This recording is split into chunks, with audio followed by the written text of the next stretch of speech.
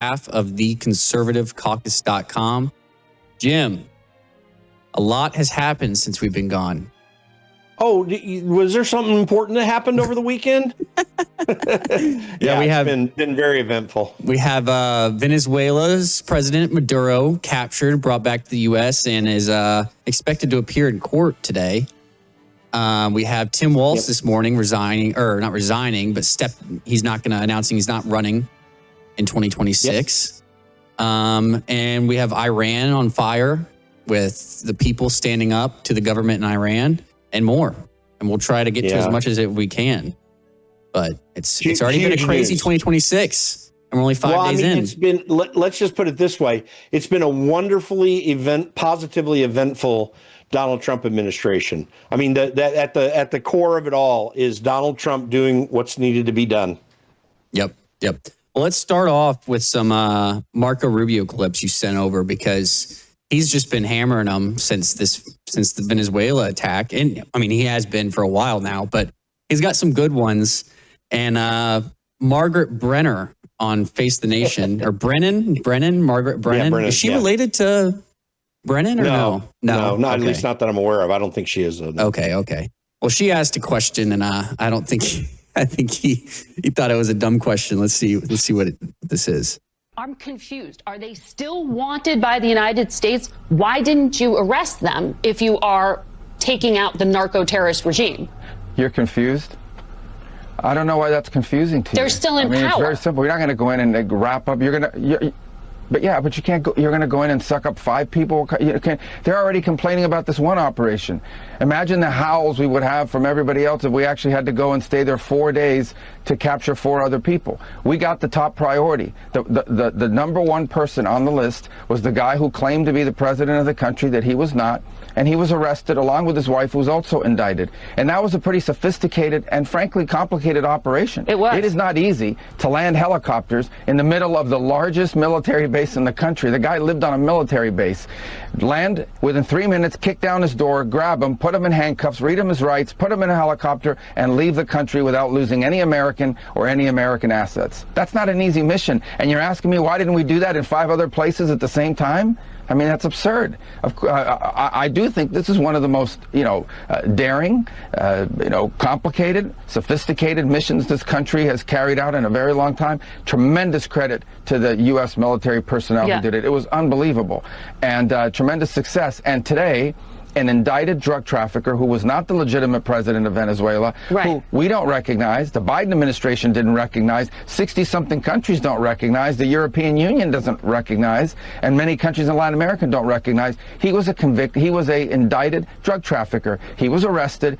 His wife was arrested, also but the others who are also indicted are still system of courts. The others who are also indicted are still in place. So that's the point of my questioning there. But you talked about not being the legitimate president. So you wanted us to land in 5 other military bases? No, I'm asking why you chose that this was the limit of the military operation. But to your point that you just made, that Maduro was not the legitimate president. He was the guy who was claiming to be the president. Right. Well, the opposition. He was the top target. Okay.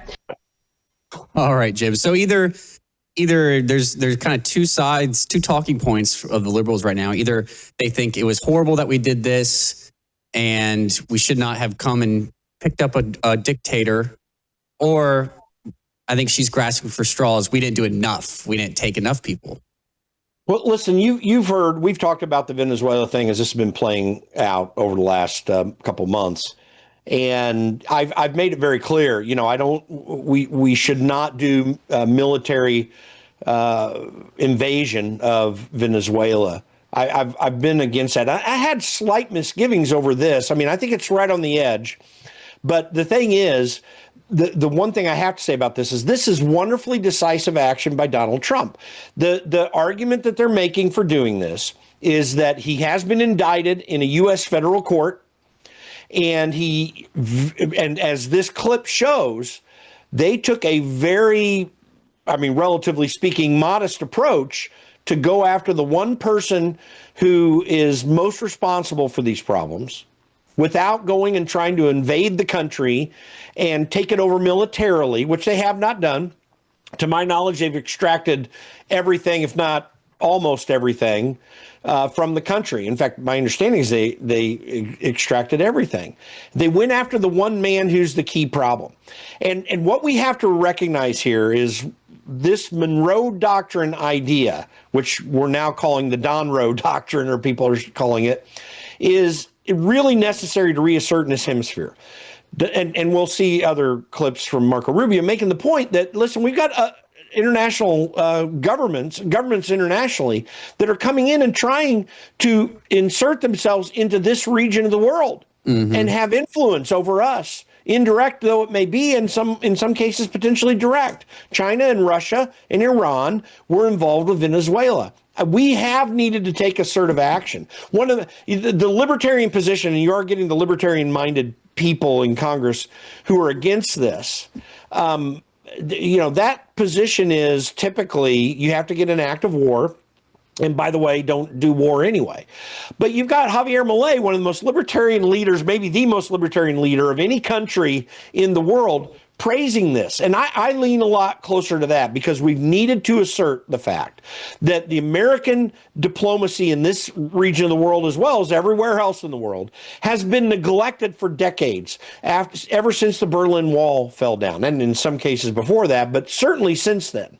We've had a weak foreign policy overall, and or an aggressive one to the extent of getting involved in things we never should be involved with, that has led to a problem of Venezuela and a few other countries in this region doing whatever they want to do and causing us the most harm. Whether it's Mexico or Venezuela, you have got countries in this region that are allowing the movement of drugs and, frankly, of criminal actors into this country, and we've needed to assert ourselves. This was necessary because Maduro is illegitimate. And one other thing I'll throw out at this, I think you're going to find out some very interesting news on Smartmatic moving forward. I think that's coming, because I don't think this was a main reason for this, but it's one of these ancillary things that's involved in it. You're going to find out that Venezuela was really meddling into our elections in ways that are very, very problematic. I don't know. I don't have any actual details here. That's just what I think is going to happen. There are a lot of reasons why some action needed to be taken. One can argue whether this particular action was necessary, but it was restrained. They went after the main actor that's causing this problem, and they're taking the appropriate action not to try to do regime change, even though they want to get and push the current government down there towards elections. So overall, I have a net amazing positive to this. It's something that is being done because we have to clean up our messes that we've created in our own region with weak presidents leading up to Donald Trump. Yeah, and another thing people are complaining about is that they're saying that this is all about the oil and about us taking their oil and taking their resources. But Marco Rubio has a pretty good argument against this as well. States need to take over the Venezuelan oil industry. Well, we don't need to. First, let me go back up. We don't need Venezuela's oil. We have plenty of oil in the United States. What we're not going to allow is for the oil industry in Venezuela to be controlled by adversaries of the United States. You have to understand, why does China need their oil? Why does Russia need their oil? Why does Iran need their oil? They're not even in this continent. This is the Western Hemisphere. This is where we live. And we're not going to allow the Western Hemisphere to be a base of operation for adversaries, competitors, and rivals of the United States. Have specific oil companies? We also want to see that oil and the proceeds from it. Hold on. We want to see the oil proceeds of that country benefit the people of Venezuela. Why have 8 million people left Venezuela? 8 million, the single largest mass migration probably in modern history, left Venezuela in 2014 because all the wealth of that country was stolen to the benefit of Maduro and his cronies in the regime, but not to the benefit of people of Venezuela. You know how destabilizing 8 million migrants is? The number one fear that Brazil has, that Colombia has, that all these countries in the region have about what's happening in Venezuela and our involvement is they're afraid of another mass migration event. That's what they fear. This is deeply destabilizing stuff. It's not going to continue to happen. They are not going to come from outside of our hemisphere, destabilize our region in our own backyard, and us have to pay the price for it. Not under President Trump. Let's talk big picture. Yep. And on good news on that front as well, a lot of these migrants who've come over were under protected status. Now, once this is all hashed out, they can return back to their country. And a lot of them probably will want to return. They love their country, as you see them celebrating all across the U.S. Well, prior to 1998, when Hugo Chavez took power, in an election that he possibly did win, then a subsequent election in 2002, where he literally, this is when vote rigging through Dominion voting machines down there began to happen. By the way, this happened in Brazil in 2022. This is a huge problem. But prior to Hugo Chavez becoming president, Venezuela had more per capita GDP than any other country in this hemisphere, including the United States at that time. They weren't wealthier than the United States, but their per capita GDP was higher because they were a very prosperous country, a wonderful place to live. Now, there are probably Venezuelans who have ended up here in the United States who may remain. Maybe they like it here. But what a wonderful satisfaction it would be to go back to your home country and build it up to its once greatness. And that's the opportunity potentially that they're going to have here. So what Marco Rubio said is fantastic. Listen, let's just understand. And Javier Milei made a statement after all this where he said, you're either on the evil side or you're on the good side. Javier Milei, the president of Argentina. And he's right. We've needed to assert the fact that Russia and China are not good actors. They're not good actors at all. They are undermining everything that they can in the world, and we have to oppose that. We need to be in opposition to that in an appropriate way, of course, and not by just starting wars, but we need to make it impossible for them to disrupt our hemisphere right where we sit and get a foothold here. It is absolutely absurd. So Marco Rubio is absolutely right about it. He was right to say, listen, we don't need Venezuela's oil. One of the positive effects is going to be that oil prices are coming down in the future. There's going to be investment going down there. There's going to be productive extraction and processing of Venezuelan oil. That's going to come onto the market, and the American consumer is going to benefit greatly. So there are a lot of net positive effects to this that actually may end up being very profound coming very shortly. Yep. Well, we have one more clip on Venezuela. President Trump on Air Force One talking to the media. Let's see what he had to say. You said that she would face the same fate, if not worse, than Maduro. But it sounds like you're talking to her on the phone and wanting to work with her. Not me, my people are and the same thing. Are considering her in power. Can you just clarify where you stand on Delce Rodriguez right now being in I don't have to tell you. I just say that she will face a situation probably worse than Maduro, because Maduro gave up immediately. So she could also. He raised his hand, he gave up, and he did the right thing, but he gave up. So we were so effective, and it was so fast and violent. It was very violent, but we were so effective. He raised his hands, he gave up. You said that she would face. All right, so that's him talking about Delce Rodriguez, who was the vice president of Venezuela, and she assumed the role of the president, but we'll see how long that lasts if she doesn't act right. Well, and their plan here, or their stated plan, is that they're going to allow her to remain president, but they have all the cards in their hand. Donald Trump has all the cards in his hands, and they're going to move towards elections again.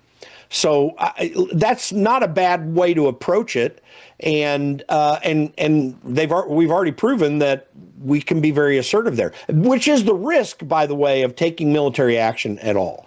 Because when you do these things, you have an immediate destabilization that could get way out of hand. And this is why we always should be very cautious about doing anything militarily related to other countries, and frankly, probably should refrain from it entirely. Nonetheless, this happened. Venezuela needs to be able to elect a leader that is real, that can get real things done. I'm going to be watching very closely to see if they have elections, how well those elections are run. Don't use Dominion voting machines. Require them to have paper ballots, same-day election, and make sure it's monitored aggressively so that it's done in the right way, so that Venezuela can have a chance to reassert itself as a prosperous country. And it'll be a great example to our future elections as well. And so I'm just telling you, this election thing is going to be a big part of what we're talking about with Venezuela. Not just the oil, not just the change in leadership, but elections there and here, because Venezuela has owned companies that are used to help run our elections. And I'm just very curious to see what information comes out of this. Keep your eyes open, folks, because this is going to be a very, very eye-opening time, I believe. Yep. Yeah. Well, we have to go to break. We'll be back here in just a moment with news on Minnesota, Iran, and Mark Kelly. If you remember the video that him and the other senators put out, there's some news out of the Pentagon on that as well. We'll be right back.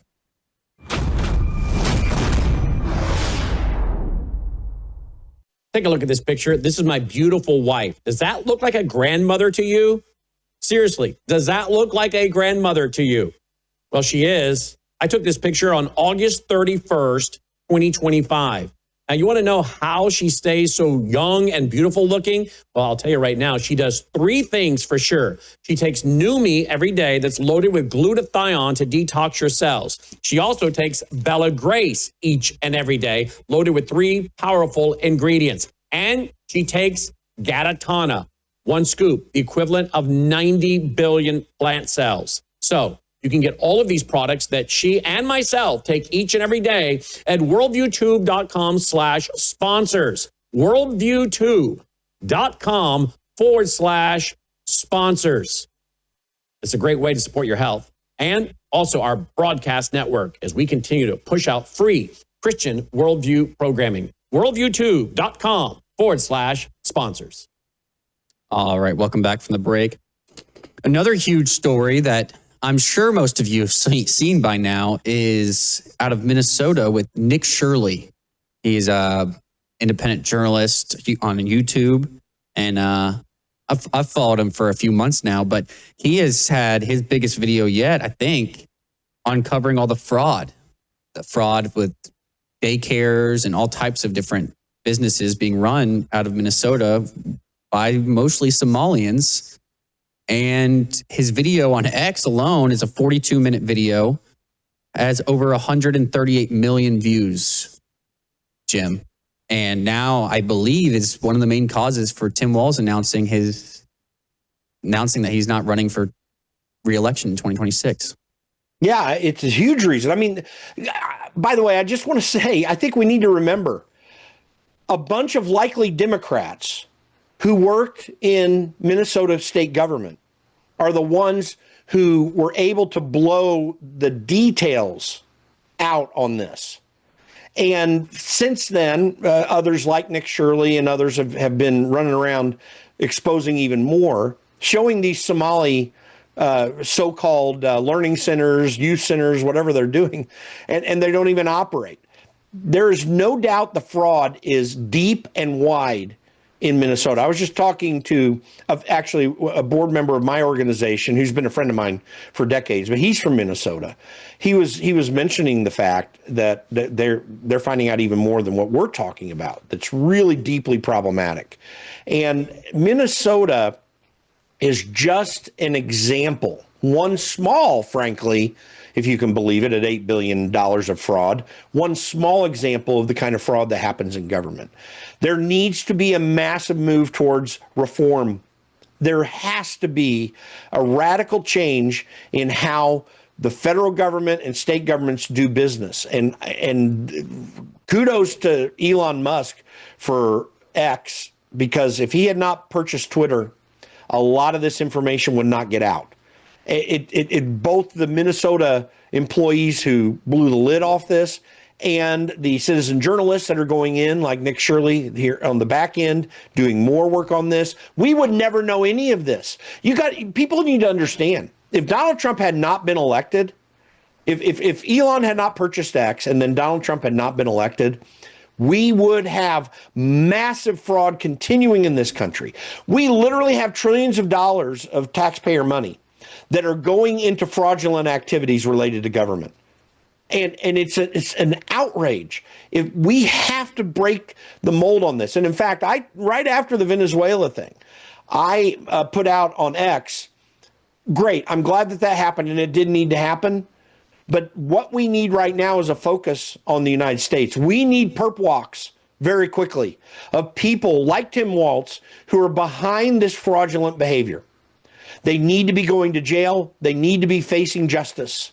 And we need to actually do a whole lot more of that than what we're doing in Venezuela. But Donald Trump is having to fight a Department of Justice and an FBI that are still not completely cleaned out of bad actors who have allowed this stuff to go on without pursuing justice. We've got to change this here, or it is all coming back around again. We're going to have everything shut down. We're going to lose our freedoms. Now, Donald Trump's doing great work, and I think that he's going to get it done. But there's a lot more work to do. Yep. And now, obviously, we saw, as we said, Tim Walz will not be running. I don't know. I don't think, is there another Democrat that has announced they're running yet or not? I haven't looked into it yet. I haven't looked at it. I know Mike Lindell is wanting to run as a Republican on the other side. We'll see how that would go. But it shakes up that race. Yeah. And it's good. Minnesota will have a chance to change it all. My concern is, too, the other thing that's coming out of Minnesota is the depth.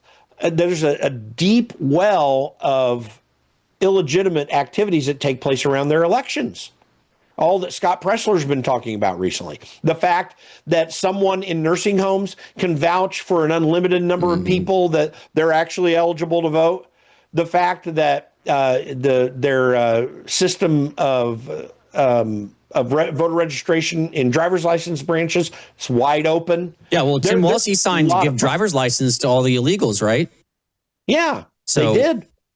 So this is a huge issue. I mean, at same-day voter registration, they had 500,000 people, I think, same-day register to vote in the last election. Like, this is absurd. This is absolutely absurd.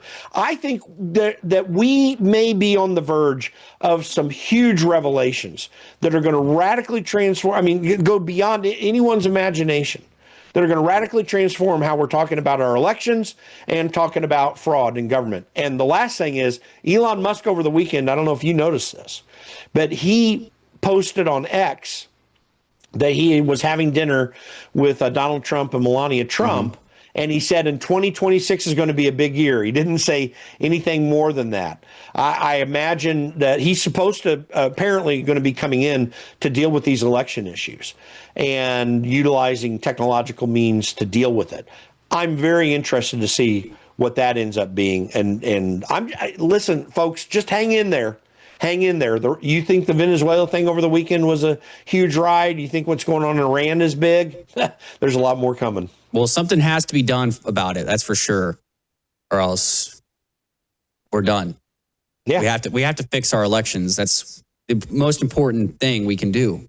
But in other news, we had this 26-year-old, if you want to show the screen, charged for trying to break into Vice President J.D. Vance's Ohio home this morning using a hammer to break the windows. Luckily, no one was there, but that's odd. I want to know how the Secret Service allows this to happen. Yeah, I mean, even when he's not there, the security of that home needs to be maintained while he's a sitting vice president. This is a huge issue. It makes you would me think question. They would at least have someone out there so that no one can get in and do something with his house that's on notice for next time he comes home. Someone could sneak in and plant a bomb or whatever. Who knows what they could do? Listen, this makes me wonder how completely reformed the Secret Service is. That is a massive problem if they can't get that cleaned up. So. Yep. Well, also what happened, another thing that happened while we were gone is Mom Donnie was sworn in as mayor of New York. And you sent me this clip. I haven't seen it yet, but this is his tenant director. And we know he's been... This is shocking. We know he's been... that was one of his main running points, was about rent control and all types of things. So let's see what she has to say. I think the reality is that for centuries, we've really treated property as an individualized good and not a collective good. And we are going to transitioning to treating it as a collective good and towards a model of shared equity will require that we think about it differently. And it will mean that families, especially white families, but some POC families who are homeowners as well, are going to have a different relationship to property than the one that we currently have. Wow. So the end of private property, is that what she's talking about? There's so much. Listen, this is just another example of political speech that is insane and dumb. She's literally thinks that you're dumb. There is no such thing as shared equity. Equity is held by individuals, or it's not equity at all. What she's talking about is collectivization of property under government control and granted or restricted use based upon some government edict. I mean, this is communism, in other words, folks. They are dedicated communists right now in New York City. It's going to be very interesting to watch how this plays out. There's not going to be justice if you cannot have equity in your private property. And notice this as well, too. She knows inherently that this is some nuanced idea that's recently come out, by the way, beginning with Karl Marx. That's what, I mean, they're getting it from Karl Marx. This idea that for centuries we've had this idea of individualism related to equity. For centuries, for all of human history, we've had that idea. We would not have the concept of theft if there were not individual responsibility and ownership of equitable things, whether it's a property or a car you own or anything that you own. That's called theft when you take this away. They're literally promoting theft. It's a godless ideal as well, too. It absolutely undermines the Judeo-Christian ethic, which has built the West into the most prosperous time. Your freedom in the West is the most prosperous time in human history. And it has expanded all around the world so that endemic deep poverty really has very small pockets anywhere left in the world. It's because of the idea of private property. If you have no sense of justice, you have no sense of right and wrong, you have no concept of theft. When you remove the Judeo-Christian ethic, this is a godless, secularist, materialistic approach to government that is absolutely antithetical to the American ideal. And frankly, if they were to move on anything like this, I think you would see potentially court cases, certainly up to the Supreme Court, that would shut it down immediately because it violates our whole constitutional order even. Yep. Well, another news this morning, Pete Hegseth, Secretary of War, put out on X. I won't read the whole thing, but in short, he's announcing, I know most people probably remember the video that Mark Kelly and 5 other members of Congress put out talking about the military and obeying lawful orders. He has announced that they are going to censure Mark Kelly and reduce his retirement grade, which will in turn, I guess, reduce his retirement pay. And he has 45 days to respond, I believe. So I'm sure we'll be seeing him go on CNN or MS Now, I guess it's called, right? Yeah.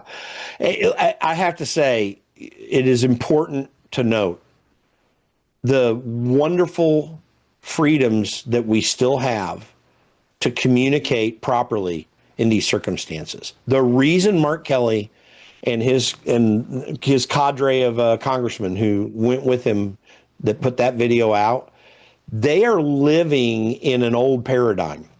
They had the run of media when censorship still existed. And do not be mistaken.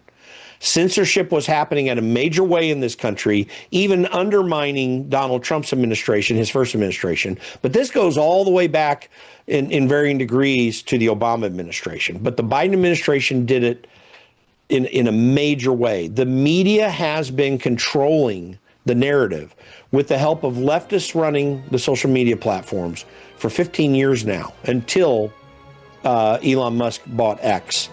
If that had not changed, then what they put out would have gone unchallenged.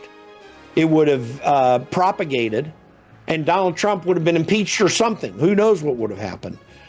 And yet, because people were able to rightly speak out against this, and myself included, and a lot of others, this has gotten exposed for what it actually is. It's a violation of military justice. It's a violation of his responsibility, and Mark Kelly's going to pay a price for it.